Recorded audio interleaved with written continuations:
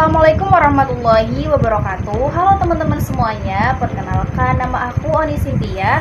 Aku dari program studi bimbingan penyuluhan Islam dengan NIM 3052504 dari kelas BPIB. Teman-teman pernah nggak sih membayangkan sebuah era di mana ilmu pengetahuan, seni dan budaya berkembang pesat? Zaman di mana para ilmuwan, seniman, dan filsuf berkontribusi besar bagi peradaban dunia. Inilah zaman keemasan Islam, zaman yang membawa wajah dunia selamanya. Mari kita telusuri bersama dan mari kita belajar bersama. Dan teman-teman tahu nggak sih apa itu zaman keemasan Islam? Zaman keemasan Islam dimulai sejak abad ke-8 Masehi sampai ke-13 Masehi. Dimulai sejak dinasti Abbasiyah di Baghdad. Pada masa ini, dunia Islam menjadi pusat ilmu pengetahuan dan kebudayaan. Wilayahnya membentang dari Spanyol di barat hingga India di timur. Lalu, apa yang membuat zaman ini begitu istimewa?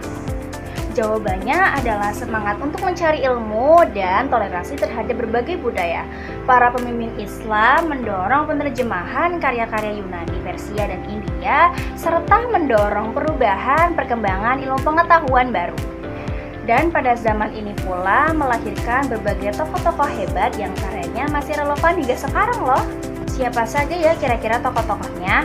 Yang pertama ada ilmuwan Al-Khawarizmi atau biasa disebut dengan Bapak Al-Jabar. Beliau yang memperkenalkan konsep matematika revolusioner yang karyanya menjadi dasar bagi perkembangan ilmu matematika modern.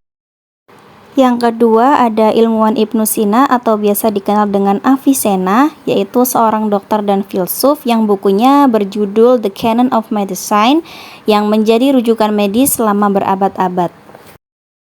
Yang ketiga ada ilmuwan Al-Biruni. Beliau merupakan ahli astronomi dan geografi yang menghitung keliling bumi dengan akurat.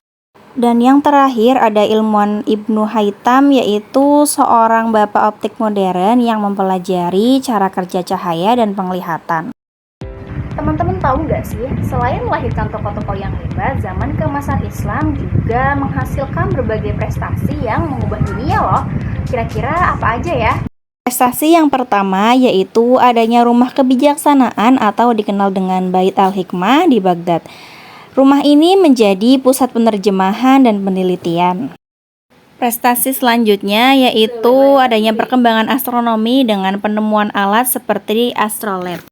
Prestasi yang ketiga yaitu adanya kemajuan kedokteran dengan rumah sakit modern pertama dan metode pengobatan baru.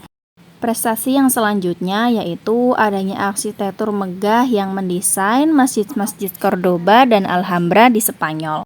Dan semua ini tidak hanya bermanfaat bagi dunia Islam, tetapi juga menjadi fondasi bagi Renaissance di Eropa. Dan teman-teman tahu nggak sih, pengaruh zaman keemasan Islam itu masih terasa hingga hari ini loh.